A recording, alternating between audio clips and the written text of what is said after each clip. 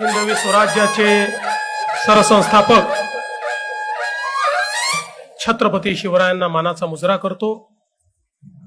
भारतीय राज्यघटनेचे शिल्पकार भारतरत्न डॉक्टर बाबासाहेब आंबेडकर यांना मानवंदना अर्पित करतो।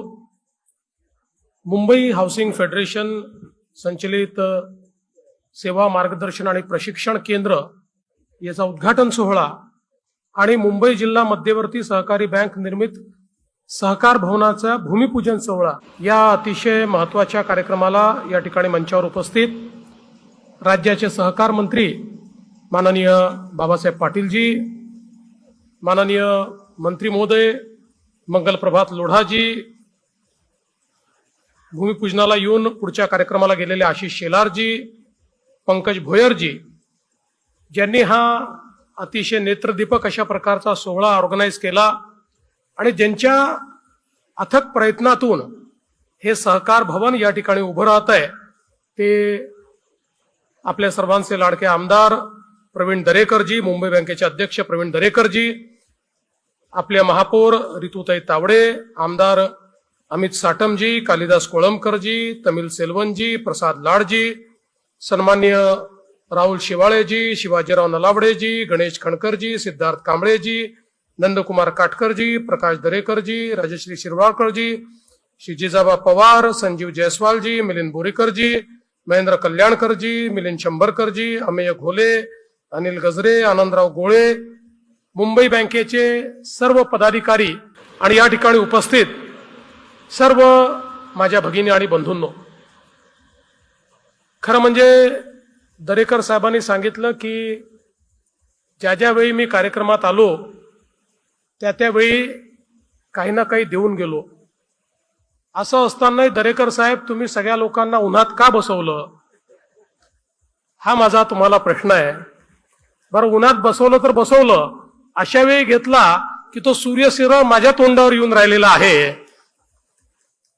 त्यामुळे नेमकं तुमच्या मनात काय होतं, म्हणजे काय आमचं कमी राहिलं की तुम्ही आमचं घर उन्हात बांधलं, असा मला प्रश्न तुम्हाला विचारायचा। पण गमतीचा भाग सोडला तरी हा कार्यक्रम मुळात संध्याकाळी होता आणि मी तो दुपारी केल्यामुळे आपल्या सर्वांना उन्हात बसावं लागलं, त्याबद्दल पहिल्यांदा आपल्या सर्वांची क्षमा मागतो। आज मला अतिशय आनंद आहे की या दोन्ही प्रकल्पांचं आपण या ठिकाणी एकाचं उद्घाटन आणि एका प्रकल्पाचं भूमिपूजन करतोय। विशेषतः मुंबईमध्ये सहकार भवन असावं ही संकल्पना प्रवीणजींनी मांडली आणि सातत्याने त्याचा पाठपुरावा केला। त्याकरता जमीन शोधून काढण्यापासून सगळं काम हे प्रवीणजींनी स्वतः केलं आणि त्यानंतर मग आम्ही महाराष्ट्र शासन म्हणून ही जी काही जमीन आहे ती जमीन आपल्या मुंबई बँकेला त्या ठिकाणी हस्तांतरित केली आमच्या म्हाडाच्या माध्यमातून आणि आज त्या ठिकाणी अतिशय चांगलं सहकार भवन आपण निर्माण करणार आहोत। या सहकार भवनामध्ये मोठा हॉल आहे, कॉन्फरन्स हॉल्स आहेत, त्या ठिकाणी प्रशिक्षणाच्या करता क्लासरूम्स आहेत। त्यामुळे सहकाराच्या क्षेत्रामध्ये ज्या ज्या गोष्टींची आवश्यकता आहे त्या सगळ्या गोष्टी या सहकार भवनामध्ये या ठिकाणी आपल्याला प्राप्त होणार आहेत आणि म्हणून मुंबईमध्ये सहकाराकरता एक हक्काचं घर बांधल्याबद्दल प्रवीणजी तुमचे आणि मुंबई बँकेच्या सर्व संचालकांचे मी अतिशय मनापासून आभार मानतो। आताच बाबासाहेबांनी आपल्याला सांगितलं की मुळामध्ये आपल्या सहकाराच्या क्षेत्रामध्ये देशात सर्वात जास्त सहकारी संस्था या आपल्या महाराष्ट्रामध्ये आहे आणि या सहकारी संस्थांमध्ये एक सगळ्यात मोठा वाटा हा सहकारी गृहनिर्माण संस्थांचा आहे आणि या सहकारी गृहनिर्माण संस्थानांचा विस्तार हा मोठ्या प्रमाणात MMR रिजन, पुणे, नागपूर, नाशिक अशी जी महानगर आहेत या महानगरांमध्ये खूप मोठ्या प्रमाणात या संपूर्ण गृहनिर्माण संस्थांचा विस्तार आहे। खरं म्हणजे आपल्या राज्यामध्ये सहकाराला एक वेगळं स्थान आहे। सहकाराने विशेषतः ग्रामीण भाग असेल, शेती असेल, शेतीपूरक उद्योग असतील, यात अतिशय उत्तम काम केलं आणि म्हणून आपण सगळे त्याच्याकडे विशेष लक्ष देत होतो।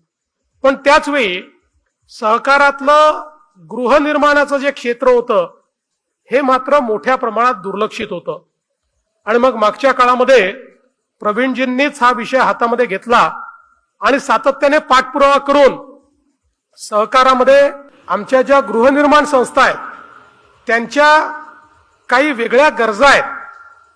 सगळ्या संस्थांना सारखा विचार करून आपण कायदे तयार करू शकत नाही. त्यांच्याकरता वेगळ्या कायद्यामध्ये तरतूद केली पाहिजे.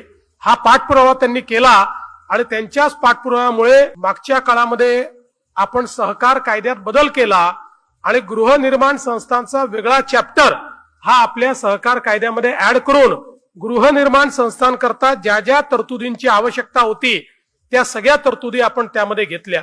एवढंच नाही तर या गृहनिर्माण संस्थांचे इलेक्शन्स, त्यांचे बाकी सगळ्या गोष्टी याकरता सहकारामध्ये खूप त्यांना अडचण व्हायची.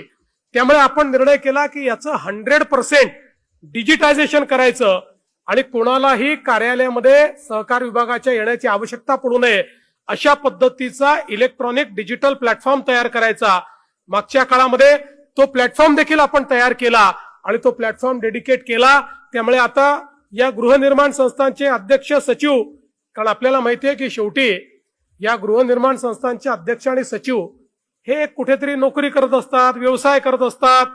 आपला सगळा वेळ सांभाळून आपलं सगळं जे काही नोकरी आहे ते करून त्यांना संस्थेकडे लक्ष द्यावं लागतं आणि त्यांना जर छोट्या छोट्या कामाकरता सहकाराच्या कार्यालयामध्ये चक्रा माराव्या लागल्या तर त्यांना ज्या अडचणी सहन कराव्या लागत होत्या त्या अडचणी दूर करण्याचं काम हे आपण त्या माध्यमातून केलं. मग त्यानंतर हा विषय आला की कार्यालयांचं विकेंद्रीकरण झालं पाहिजे. एकाच कार्यालयामध्ये सगळ्यांना मुंबईत यावं लागतं. मग आपण त्याचं विकेंद्रीकरण करण्याचा निर्णय घेतला आणि मोठ्या प्रमाणात त्या ठिकाणी दिलासा दिला. मग आमच्या सहकारी गृहनिर्माण संस्थांकरता डीम कन्व्हेन्सचा विषय आला, तो विषय आपण केला. मग सहकारी गृहनिर्माण संस्थांकरता विशेषतः ज्या 2च्या सोसायट्या होत्या त्या 1 मध्ये आणण्याचा विषय होता. त्या सगळ्यांना भोगवटदार 1 मध्ये आणण्याकरता गृहनिर्माण सोसायट्यांकरता एक वेगळा निर्णय घेऊन आणि त्यांना अतिशय कमी दरामध्ये, मला असं वाटतं 5% त्या ठिकाणी वर्ग 1 मध्ये आणून त्यांना सोसायट्यांना त्यांच्या जमिनीचा मालक करण्याचा निर्णय देखील आपण त्या ठिकाणी केला. आणि यामुळे या सगळ्या गृहनिर्माण सोसायट्यांना रिडेव्हलपमेंट करता एक मोठं एव्हेन्यू त्या ठिकाणी प्राप्त झालं. त्यानंतर मग एक अत्यंत चांगला मुद्दा प्रवीणजींनी या ठिकाणी आणला आणि सांगितलं की वर्षानुवर्ष या विकासाच्या या प्रक्रियेमध्ये ज्या गृहनिर्माण संस्था आहेत, कुठल्या तरी बिल्डर त्यांच्याकडनं एनओसी घेतो, त्यांच्याकडनं त्यांचे कन्सेंट घेतो, त्यांना बाहेर काढतो आणि मग वर्षानुवर्ष ते बाहेर येत नाही. किंबहुना त्यांच्या सोसायटीच्या भरोशावर बिल्डर मोठा होतो पण त्या सामान्य माणसाला काही मिळत नाही. आणि म्हणून स्वयंपुनर्विकास अशा पद्धतीचा एक मुद्दा हा प्रवीण भाऊंनी रेटून नेला आणि मला सांगताना आनंद वाटतो की आपल्या शासनाने त्या संदर्भात चांगले निर्णय केले. मी मुख्यमंत्री असताना पहिल्यांदा आपण निर्णय केले, शिंदे साहेब मुख्यमंत्री असताना पुन्हा निर्णय केले, आता मी मुख्यमंत्री असताना त्यातल्या ज्या अडचणी होत्या त्या सगळ्या दूर केल्या आणि आता स्वयंपुनर्विकास हा एक अत्यंत चांगला मुद्दा आपण हातामध्ये घेतलेला आहे की ज्या माध्यमातून मागच्या काळात काही इमारतींचं आम्ही उद्घाटन केलं, काहींचं भूमिपूजन केलं आणि मला पाहून इतका आनंद वाटला की ज्यांचं 500 चौरस फुटाचं घर होतं त्यांना बिल्डर 600 चौरस फूट देत होता, पण स्वयंपुनर्विकासात त्या 500 फूटवाल्याला कोणाला 900 फूट मिळालं, कोणाला 1100 फूट मिळालं आणि त्यांच्याही जीवनामध्ये एक मोठं परिवर्तन झालेलं आपण बघितलं. आपण जवळपास 17 मुद्दे स्वयंपुनर्विकासाला या ठिकाणी चालना देण्याकरता एक मोठी परिषद झाली. त्या परिषदेत 17 मुद्दे समोर आले की ज्या 17 मुद्द्यांमुळे सामान्य आमच्या सोसायटी धारकाला देखील स्वयंपुनर्विकास करता येईल. त्या दृष्टीनं त्या 17ही मुद्द्यांना आपण मान्यता दिली आणि आज मुंबईमध्ये इतक्या मोठ्या प्रमाणात स्वयंपुनर्विकासाच्या योजना सुरू झाल्या. जवळपास 1600 योजना स्वयंपुनर्विकासाच्या आता मुंबईत सुरू आहेत आणि त्याच्या दुप्पट योजना आता रांगेमध्ये आहेत. आता प्रवीण भाऊ आमच्या मागे लागले आहेत की यांना फायनान्स द्यायचा आहे. आता मुंबई बँक अपुरी पडते आहे, त्यामुळे इतर बँकांना देखील तो फायनान्स देण्याच्या संदर्भात तुम्ही आम्हाला मदत करा. मध्यंतरीच्या काळामध्ये आम्ही देशाचे सहकारिता मंत्री माननीय अमितभाई शहा यांना भेटलो. आम्ही त्यांना सांगितलं एनसीडीसी मध्ये त्यांनी शहरी भाग इन्क्लूड न केल्यामुळे सहकारात असून देखील आमच्या या गृहनिर्माण संस्थांना एनसीडीसीचे पैसे मिळत नाही.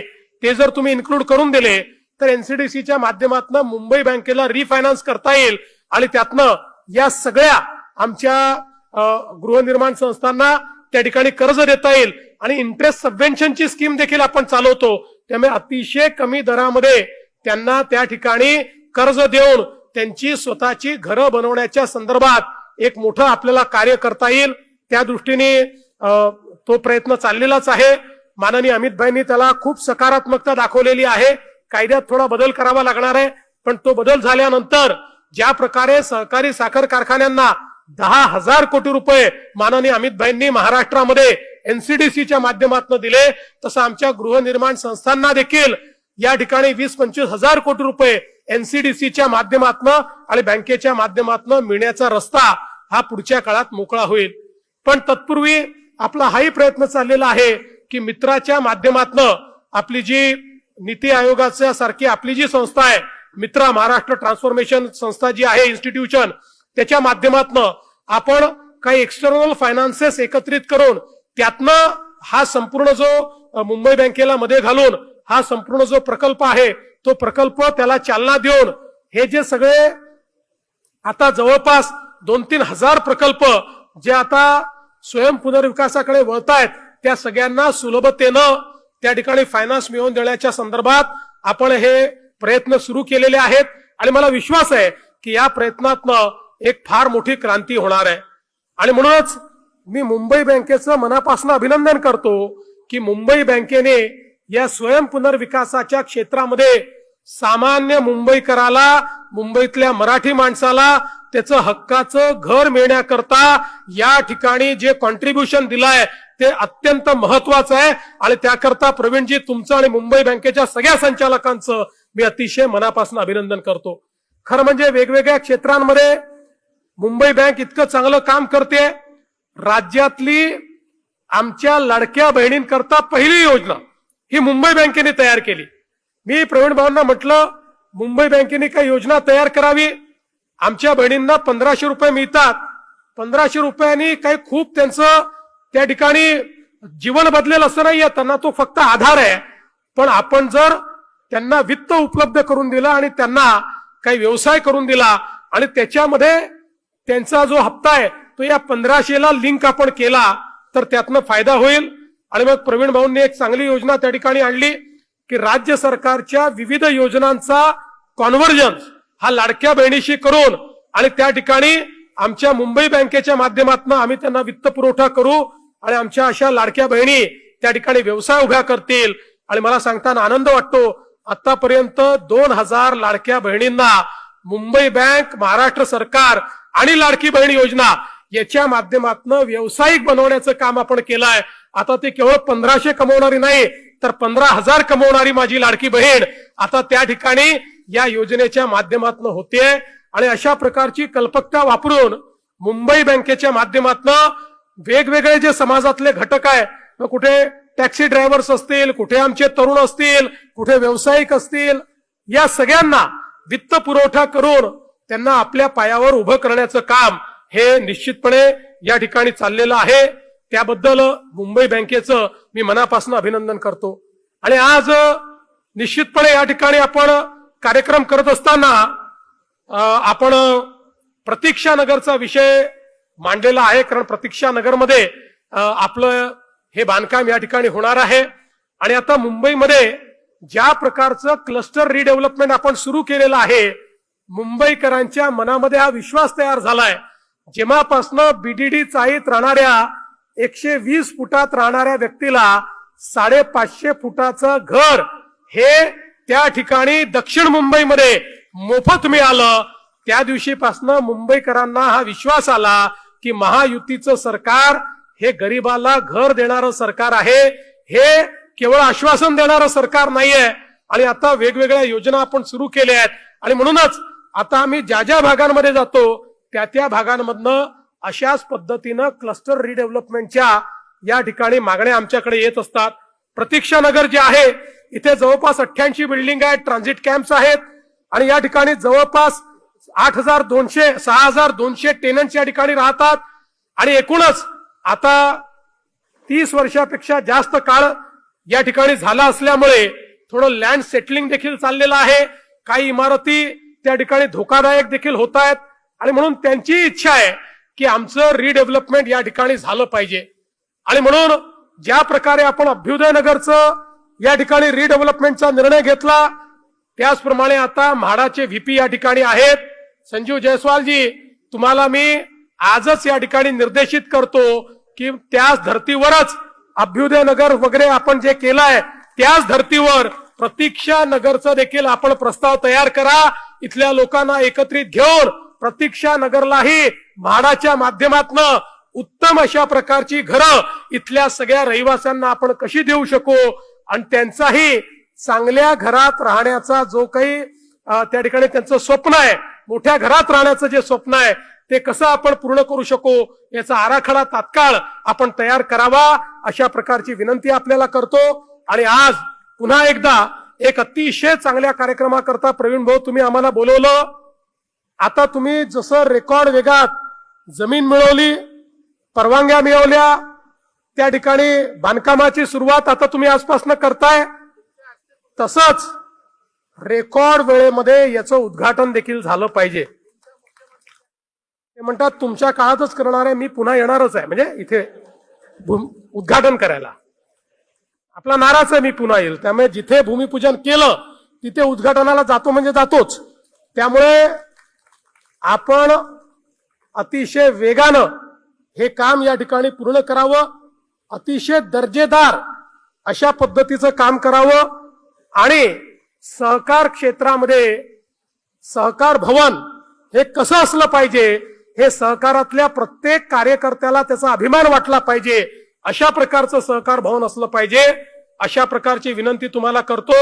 मी असेन, बाबासाहेब असतील किंवा भोयरजी असतील, आमचं आजपासूनच उद्घाटनाकरता मी बुकिंग करतो. बाकी तर मंत्री येतीलच, पण आमचंही आपण या ठिकाणी बुकिंग घ्या आणि वेळेत या ठिकाणी आपण हे उद्घाटन करा अशा शुभेच्छा देऊन माझे 2 शब्द संपवतो. धन्यवाद. जय हिंद, जय महाराष्ट्र.